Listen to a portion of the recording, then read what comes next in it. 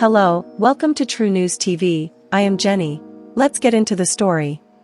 5 children escaped St. Catherine quadruple murder. The St. Catherine police have identified the 4 people killed by gunmen during a home invasion at Crawle district in Riversdale, Bog Walk, St. Catherine Tuesday morning. They are Curry and Higgins McGrath, 45, a farmer from Crawle district, Dorothy Higgins, Diane Nicola Johnson, 38, a helper from Tom's Hope and Fellowship, Portland, and a man known only as Kevin Reed, 3 women among 4 killed in St. Catherine. A 13-year-old boy and 4 other children who were also in the house managed to escape from the gunman, police said. No motive has yet been established for the attack. Reports reaching the news center are that around 2:15 a.m., 3 men, all dressed in dark clothing, wearing masks and armed with handguns, gained entry by forcing open a front door and grill. The men, police said, entered and began to question the adults. They then opened gunfire on them, killing all 4 on the spot. The children later escaped and sought help. The men then made their escape. The police said their mode of transport is unknown. The police were alerted, and on their arrival, the bodies of the 4 victims were seen. McGrath was found lying face down in blood in an upstairs room clad in a burgundy tank top and burgundy tights with a white sweater tied around her waist. Higgins' body was seen on its back in a downstairs bedroom clad in a gray tank top, black and white skirt and black slippers. Johnson was seen lying on her side in a downstairs bedroom clad in a white t-shirt, camouflage pants and blue socks, while Kevin's body was found on his back in a downstairs bedroom, clad in a black t-shirt and black shorts. It was reported that a 5th man was heard crying out for help in nearby bushes. The police tried to make visual contact, but that proved futile. A vehicle has plunged into the Rio Cobre in St. Catherine. The Honda CR-V driver, who was the sole occupant, has been rescued. Speaking on Radio Jamaica's Beyond the Headlines on Monday evening, Assistant Commissioner of Police Gary McKenzie said it is unclear what direction the driver was traveling in, but the mishap occurred between the Flat Bridge and Kent Village. The police are still on site. It's understood that the Spanish Town Fire Station has also dispatched a unit to the scene as the vehicle remains in the river.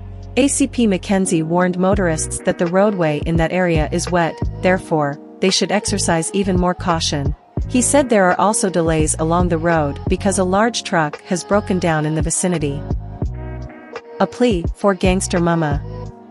But before we go any further, please subscribe to our channel, hit the notification bell and leave a like. Thank you.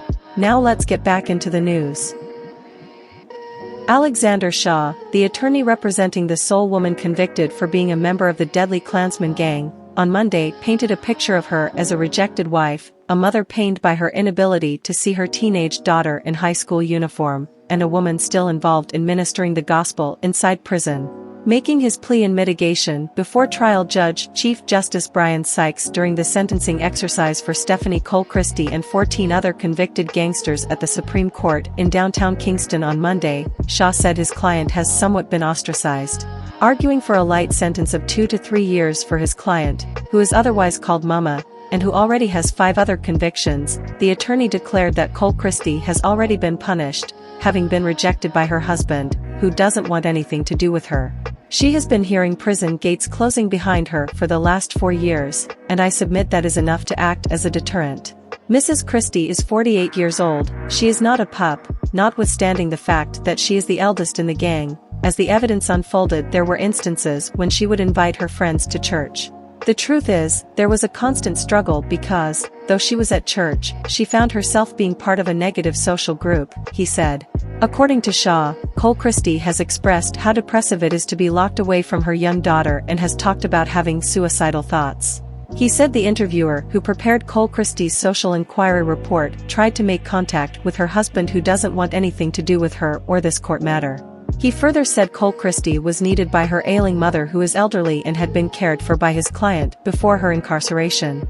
He said his client, who was making a meaningful contribution to society as an entrepreneur and community member, is still involved in ministry, is on the choir and helps in the kitchen at the remand center. According to Shaw, his client, from behind the walls of the prison, is still trying to make things better.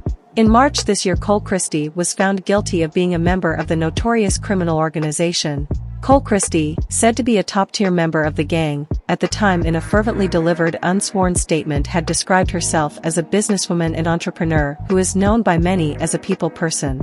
She had claimed that her only modus operandi was caring for the elderly and young people by getting them into schools.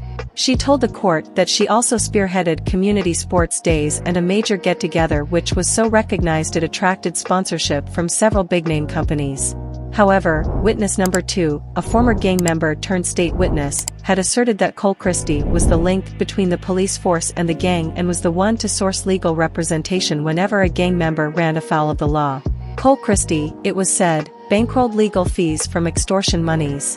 Justice Sykes, in convicting the so-called pastor, had referred to recorded conversations which had been entered into evidence, featuring her in conversation with the witness during which she spoke of a corrupt cop who fed her with information. That, Justice Sykes said, was consistent with the evidence of a police witness who said Cole Christie had tried to bribe him. On Monday, Cole Christie, resplendent in a pink flowing outfit, fresh braids framing her small face, sat quietly, her well-made-up face a study in concentration. The matter resumes today at 10 a.m. when the attorneys will continue their plea and mitigation addresses. The convicted Klansman members, to be sentenced alongside leader Andre Blackman Bryan and Cole Christie are Michael Whiteley, Dylan McLean, Lamar Simpson, Tariq James, Fabian Johnson, Josiel Blake, Roll Taylor, Joseph McDermott, Jermaine Robinson, Andre Golding, Tomrick Taylor, Brian Morris, and Ted Prince. The Crown, in opening its case on September 20, 2021, said the accused individuals, which comprised the Blackman faction of the Klansman gang, had various roles in which they acted as killers, drivers, lookout men or watchmen, gunsmiths and foot soldiers. Sugar Daddy goes viral with his young girlfriend. This couple is currently making rounds online for their entertaining lifestyle and age difference.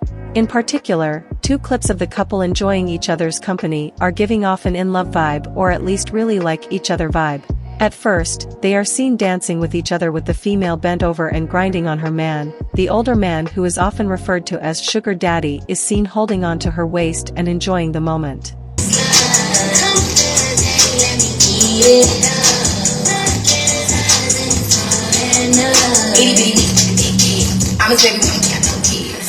A few moments later.